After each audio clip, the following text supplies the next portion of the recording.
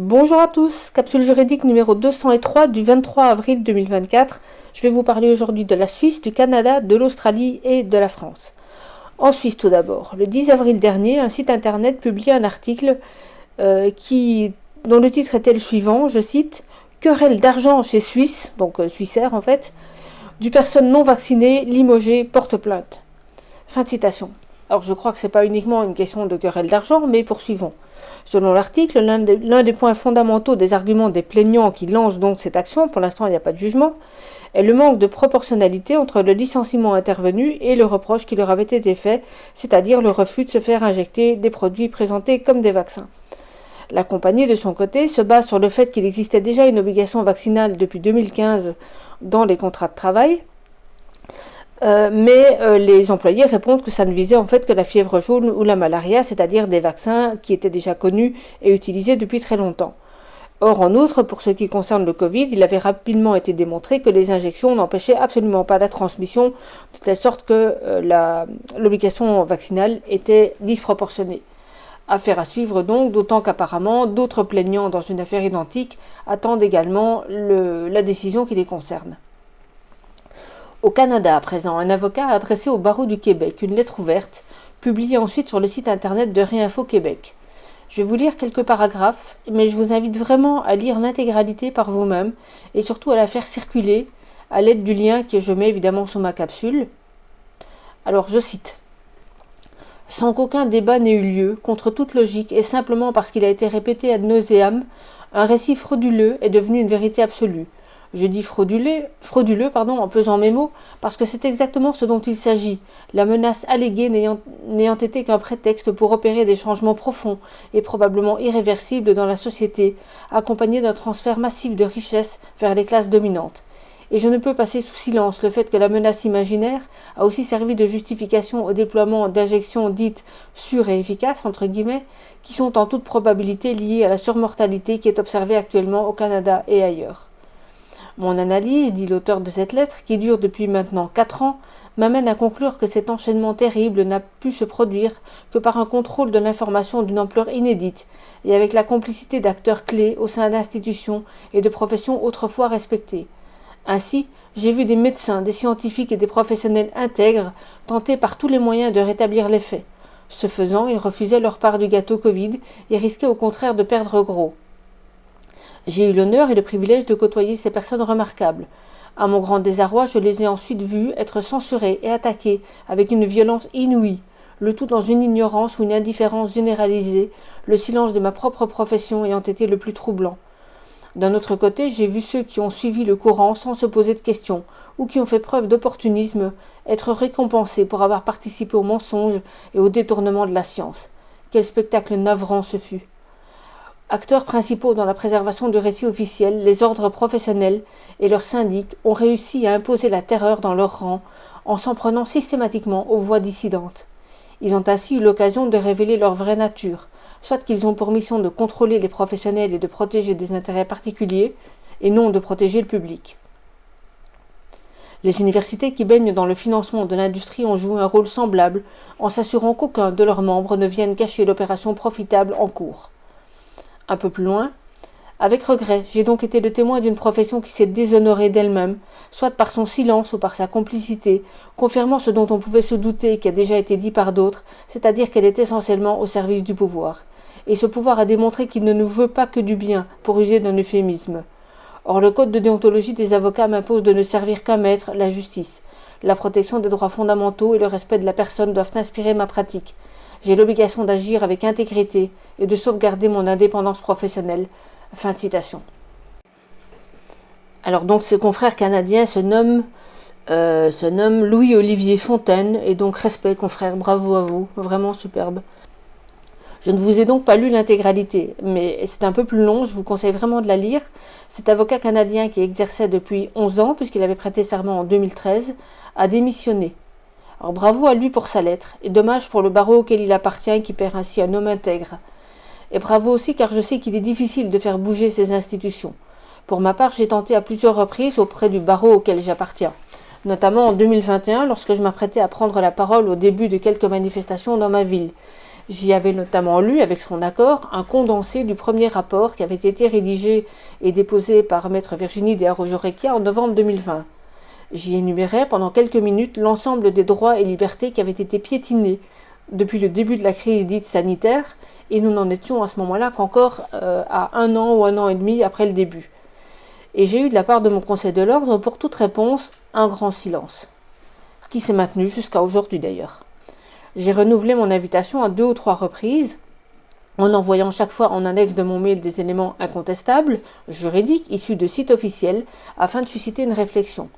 Je ne proposais rien d'autre que de relayer simplement l'invitation de participation à mes confrères pour qu'ils viennent faire acte de présence sans même avoir besoin de prendre eux-mêmes la parole. J'espère encore au fond de moi que mon initiative soit suffisamment prise en considération pour que le Conseil de l'ordre imagine même d'être représenté et que nous puissions nous exprimer en robe. Ce qu'on ne peut pas faire, je vous le rappelle, je vous l'apprends peut-être, si on n'a pas le mandat de diffuser un message officiellement diffusé par le Conseil de l'ordre. Mais donc voilà, finalement j'ai été seule, j'ai été en jeans et en t-shirt, mais le message est passé.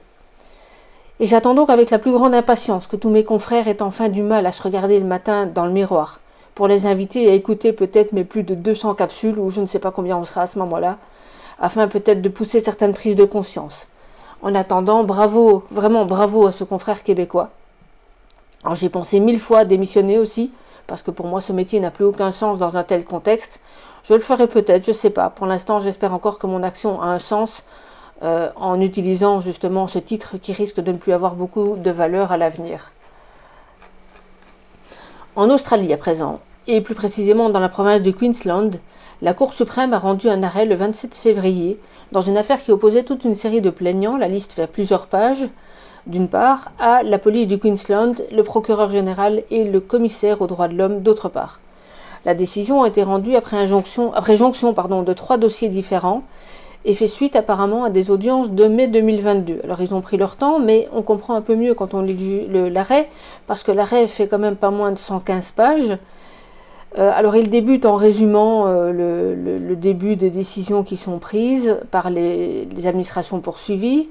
Il s'agit essentiellement d'obligations vaccinales qui n'ont donc pas été respectées par les plaignants, qui étaient pour l'essentiel des policiers ou des travailleurs de la santé, apparemment surtout des ambulanciers. Et dans chacun des 3 dossiers, la Cour suprême estime que les mesures étaient contraires aux droits de l'homme, et dès lors prononce l'interdiction pour les services compétents non seulement d'imposer à nouveau de telles mesures, mais également de mettre en œuvre des procédures disciplinaires contre les employés qui n'ont pas voulu se soumettre. Alors comme je vous l'ai dit, la décision fait très très longue, 115 pages. Elle reprend tout l'historique des faits à partir de la déclaration de la pandémie que je mets moi-même entre guillemets. Elle arrive ensuite assez rapidement à septembre 2021, moment auquel les premiers des plaignants ont refusé de se soumettre aux directives administratives et donc aux obligations d'injection. Ensuite vient une très longue énumération des décisions prises par les services qui sont attaqués dans cette procédure. Alors c'est vraiment très très détaillé et au moins c'est très facile d'ailleurs à appréhender, même lorsqu'on n'est pas familiarisé avec le droit australien. Puis au moment de s'interroger sur les pouvoirs dont disposaient les autorités et d'examiner si oui ou non des erreurs de droit avaient été commises, la Cour va rappeler notamment en page 53 de la décision que dans son interprétation de la loi, l'autorité administrative, donc celle qui est poursuivie, ne peut pas interférer avec les droits, les libertés, les immunités et les principes fondamentaux de la common law et des droits de l'homme.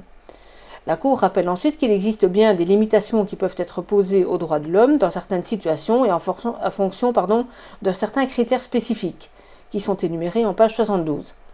Les plaignants, de leur côté, invoquaient notamment des atteintes à leur droit à la vie, du fait des risques d'effets secondaires graves, des actes inhumains et des traitements dégradants, des discriminations illégales, des atteintes à leur liberté de pensée, de conscience ou de religion, des atteintes à leur droit de prendre part à la vie publique, ainsi qu'à leur droit à la vie privée, des atteintes à leur réputation et des atteintes à leur droit à la liberté et à la sécurité.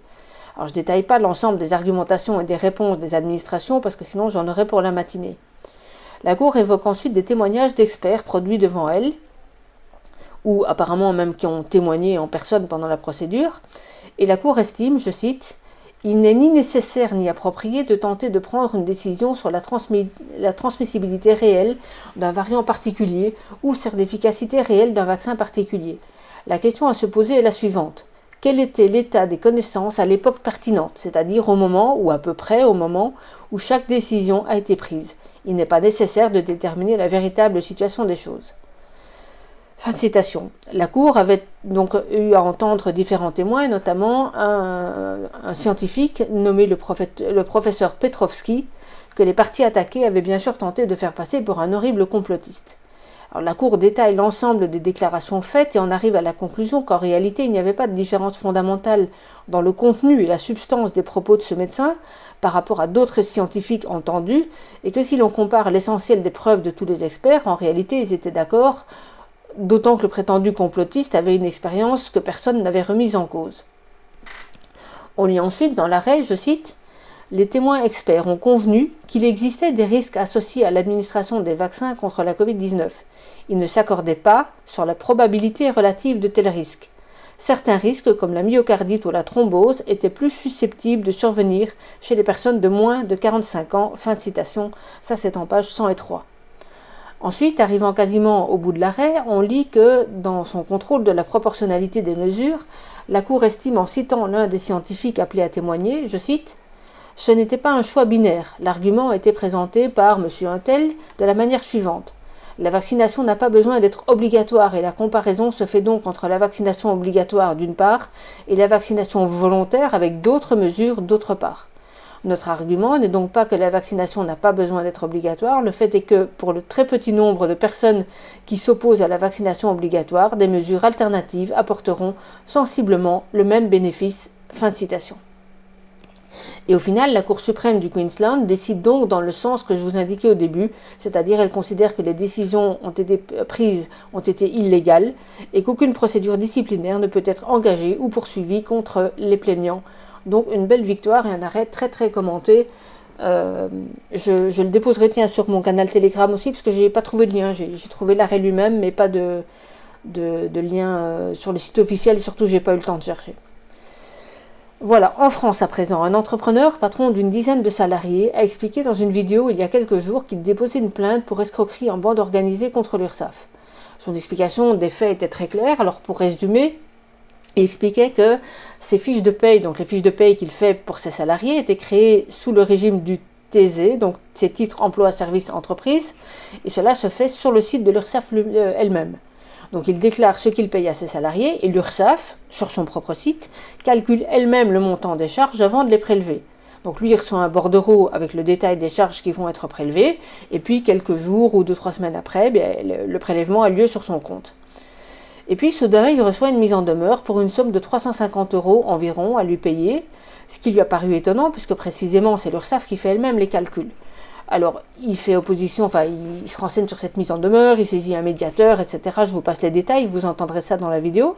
Et puis tout d'un coup, il se met à creuser et il s'aperçoit que depuis des années, tous les montants prélevés, donc après l'établissement de ces fameux bordereaux par l'URSSAF elle-même sur son site, étaient systématiquement plus élevés de quelques dizaines ou parfois de 100 ou 200 € par rapport au montant qui avait été calculé et qui figurait sur les bordereaux.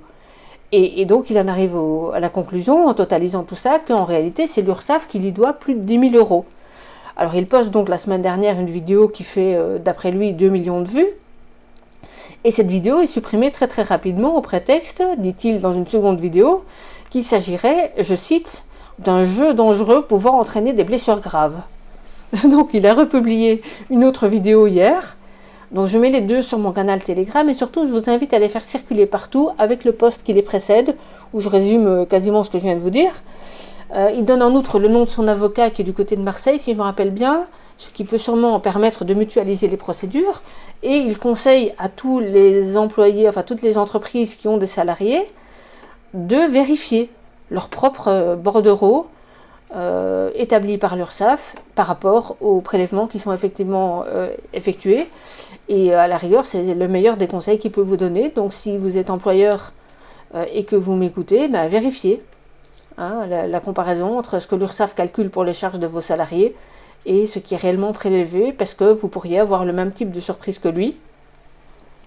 Voilà, donc à faire circuler surtout partout, et ce serait pas mal de rappeler... de faire comprendre à l'URSSAF ce que c'est que l'effet Streisand. Donc ils ont voulu faire supprimer une vidéo, elle va circuler encore plus. Voilà. Et pour terminer, désolée, hein, je bafouille, mais je suis vraiment crevée et je fais ce que je peux. Donc pour terminer, je voudrais vous lire un petit extrait d'un ouvrage très mince, en nombre de pages, il fait un peu moins de 100 pages, mais totalement indispensable, que j'ai lu hier soir. Il s'agit du dernier opus d'Alexis Haupt, intitulé, je cite, « Discours de la servitude intellectuelle, de la soumission intellectuelle au déni de tyrannie ». Le début du titre est bien sûr une référence au discours de la servitude volontaire d'Étienne de la Boétie, à qui d'ailleurs Alexis Haupt a dédié son ouvrage. Et je vois au moins dans mon entourage proche une 50aine de personnes à qui j'aimerais pouvoir offrir cet ouvrage si j'avais les moyens d'en acheter des caisses entières et surtout si j'avais l'espoir que les intéressés le lisent. Alors je vais vous lire 2 ou 3 petits extraits, mais réellement, achetez-le, il est tout mince, il coûte 12 €. Lisez-le, c'est à la portée de tout le monde, c'est compréhensible et c'est surtout un ouvrage à lire, à relire et à faire circuler. Voilà, alors je vous lis donc 2 extraits. D'abord en page 34, je cite. « Les personnes soumises intellectuellement s'en prendront toujours à celles qui remettent en question la doxa de l'époque après y avoir identifié des failles. Elles les traiteront de fous, d'esprits dérangés. Pourquoi cela ? Eh bien parce que ces personnes souveraines intellectuellement leur tendent un miroir qui leur montre 2 choses. D'abord ce qu'elles sont, des personnes timides et soumises intellectuellement. Ensuite ce qu'elles sont incapables de faire, remettre en question le récit de l'autorité et en soutenir les failles du regard. Regarder dans ce miroir les incommode, elles s'en prennent donc naturellement à ceux qui sont capables de faire preuve de ce qu'elles sont quant à elles incapables d'audace intellectuelle. Il me semble qu'il s'agit là d'un des aspects les plus pervers du totalitarisme. En effet, en période tyrannique, la plupart des gens, bien que victimes du totalitarisme, n'ont pas les ressources intérieures pour s'opposer au récit de l'autorité. En page suivante, 35. Ne vous déplaise de l'entendre. Être contraint de s'injecter un produit expérimental pour garder ses libertés individuelles, c'est être dans un régime totalitaire et ne pas le voir, c'est être dans le déni. Ainsi, il y a principalement 2 façons de collaborer avec le totalitarisme ou autres dérives autoritaires. La première, c'est d'en être le complice en pleine conscience. La seconde, en plein déni. Et dernier extrait, en page 42 puis 43, je cite. De même qu'une femme qui fait un déni de grossesse se retrouvera un jour ou l'autre à sa grande surprise avec un bébé dans les bras, de même le peuple qui fait un déni de tyrannie se retrouvera tôt ou tard avec des chaînes aux pieds. Pendant que nous refusons d'écouter ceux qui nous disent que nous nous dirigeons tout droit vers un régime autoritaire, citoyens, nous portons cet autoritarisme en nous, nous alimentons son embryon. Et donc page 43, dernier extrait. J'affirme que la soumission à l'autorité de Milgram est inscrite dans l'ADN de la servitude volontaire de la Boétie. La soumission intellectuelle qui est, je le répète, le fait de ne pas avoir les ressources intérieures pour aller à l'encontre du récit de l'autorité, va de pair avec la soumission de l'autorité. Ces 2 phénomènes mènent à la servitude volontaire. En d'autres termes, la soumission intellectuelle conduit à la servitude volontaire. » Fin de citation. Mais franchement, voilà, c'est un tout petit extrait. Lisez-le. Il y a quelques répétitions, mais ça gêne pas trop en fait, parce que ce sont toutes des toutes petites sections de 3-4 pages qui s'enchaînent très bien. Et franchement, voilà, lisez-le. Même si vous n'aimez pas lire, faites l'effort. Lisez-le, passez-le autour de vous. Et c'est ce que j'avais pour vous aujourd'hui. Donc désolé, je bafouillerai moi la fois prochaine. Et d'ici là, je vous souhaite une très très bonne journée. Tenez bon et à bientôt. Au revoir.